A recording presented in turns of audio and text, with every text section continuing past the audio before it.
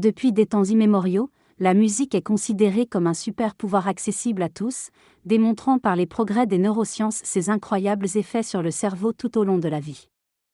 L'association unique entre musique et science est explorée par le Rolling String Quartet, fondé par Emmanuel Bigan, psychologue cognitiviste, cherchant à décrypter le rôle essentiel de la musique dans nos vies. Des études montrent que les fœtus réagissent aux vibrations sonores émises par la musique dès le 6e mois de grossesse, ce qui a conduit à la création de haut-parleurs intravaginaux pour transmettre la musique directement au fœtus. Cette stimulation musicale précoce a des effets sur le fœtus, qui réagit en bougeant et en réalisant des mouvements de langue, illustrant sa sensibilité à la musique même avant la naissance. La musique continue d'influencer le cerveau à chaque étape de la vie, y compris dans les soins apportés aux prématurés, où elle peut jouer un rôle déterminant. Au sein du service de néonatologie du CHU de Dijon, les grands prématurés, nés à partir de 24 semaines et parfois pesant moins de 500 grammes, bénéficient d'une prise en charge spécifique. Le service mène des travaux intéressants, dont l'effet bénéfique de la musique sur les prématurés, notamment sur la régulation du stress, la mise en place de mouvements essentiels pour leur survie et l'amélioration de leur comportement alimentaire. Les soins doux, accompagnés de voix chantées, ont un effet apaisant et bénéfique sur la douleur des prématurés. Les expérimentations mettent en évidence l'importance de la voix chantée, de la sérénité et de l'émotion dans le développement des prématurés. Des spécialistes mondialement reconnus, comme Laurel Trainor, mènent des recherches sur les compétences musicales des bébés, soulignant l'importance du rythme musical dans le traitement des informations et l'apprentissage du langage. Des études visent à comprendre le traitement des rythmes chez les enfants pour améliorer leur développement, notamment en cas de troubles de la coordination. Les scientifiques ont découvert que les enfants souffrant de troubles de la coordination ont des difficultés à traiter le rythme, avec un retard de 70 à 130 millisecondes par rapport aux enfants sans trouble. Des exercices de frappe du tempo peuvent aider à améliorer cette capacité. La musique et la danse sont des thérapies efficaces pour les enfants atteints de dyslexie et de troubles de la coordination, favorisant la synchronisation des différentes parties du cerveau. Une pratique régulière de la musique à l'école peut avoir des effets positifs sur les capacités cognitives et la réussite académique des enfants. Les adolescents ont un lien fort avec la musique, en lien avec l'émotion et la complicité qu'elle procure. Des études ont montré que les musiques écoutées à l'adolescence ont un impact durable.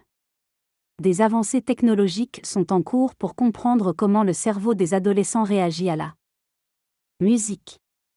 Le laboratoire du pionnier en neurosciences cognitives, Robert Zator, a développé une plateforme technologique de pointe pour étudier la musique et son impact sur le cerveau humain. Grâce à des avancées majeures dans l'observation du cerveau des musiciens, notamment en utilisant un violon spécialement conçu pour être joué dans une IRM, Zator a découvert l'interaction entre les fonctions cognitives complexes et les fonctions biologiques liées à la récompense et à la dopamine.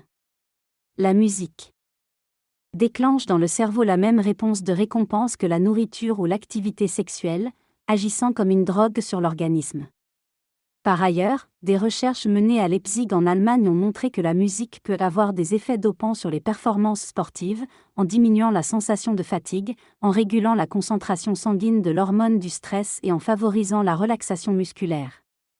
Ces découvertes ouvrent des perspectives importantes sur l'impact de la musique sur le cerveau et le corps humain, soulignant son rôle essentiel dans notre vie quotidienne. L'application Gym a été développée par Thomas Fritz pour permettre de combiner musique et sport en synchronisant les mouvements des sportifs pour une expérience unique. Cette combinaison stimule le circuit de motivation-récompense, similaire à celui induit par la drogue chez les personnes souffrant d'addiction.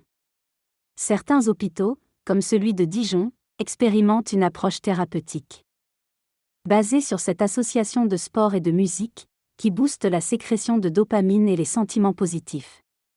Dans un autre domaine, des études ont été menées sur l'impact de la musique sur les émotions dans des situations romantiques, montrant que les participants étaient plus enclins à vouloir revoir quelqu'un lorsqu'ils écoutaient de la musique groovy. Cette recherche a souligné le pouvoir de la musique pour influencer les connexions émotionnelles et les interactions sociales. Les avancées scientifiques ont également permis de mieux comprendre le lien entre la musique, les émotions et le cerveau, en mettant en lumière l'influence de différents styles musicaux sur les réactions émotionnelles. Des recherches ont été menées dans des salles de concerts équipées de capteurs pour analyser les réactions physiologiques et émotionnelles du public et des musiciens. Ces études ont montré que la synchronisation des ondes cérébrales et des émotions des musiciens améliore la qualité de leur interprétation et l'impact sur le public. Enfin, la musique a été plébiscitée comme activité favorite durant le confinement de 2020, révélant son importance pour contrer l'isolement. Elle stimule les capacités d'apprentissage, lutte contre la dyslexie, diminue la perception douloureuse et active le circuit de motivation-récompense, démontrant ainsi ses nombreux bienfaits sur le bien-être et la santé mentale. Certaines personnes souffrent d'amusie, un trouble congénital qui affecte leur perception et production musicale. Environ 1 à 2% de la population mondiale est touchée par ce trouble. Au Centre de recherche en neurosciences de Lyon, des études sont menées pour comprendre ce phénomène, notamment en utilisant des techniques telles que le magnétoencéphalogramme. Les personnes avec amusie ont des difficultés à percevoir la hauteur des notes et présentent des altérations de la mémoire à court terme des mélodies. Des recherches sont menées pour améliorer la mémoire auditive des patients, notamment en utilisant la stimulation magnétique transcrânienne. Cette approche montre des résultats prometteurs pour stimuler le cerveau et améliorer la mémoire musicale des individus atteints d'amusie. Par ailleurs, la musique est aussi utilisée comme un moyen thérapeutique pour les personnes atteintes de maladies neurodégénératives, comme la maladie d'Alzheimer. Des ateliers de musique sont mis en place pour aider les patients à retrouver des souvenirs et à stimuler leur mémoire à long terme.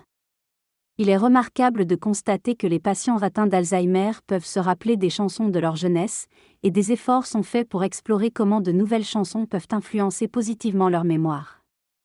Des neuroscientifiques ont utilisé des techniques de neuroimagerie pour étudier la mémoire musicale chez des patients atteints de la maladie d'Alzheimer.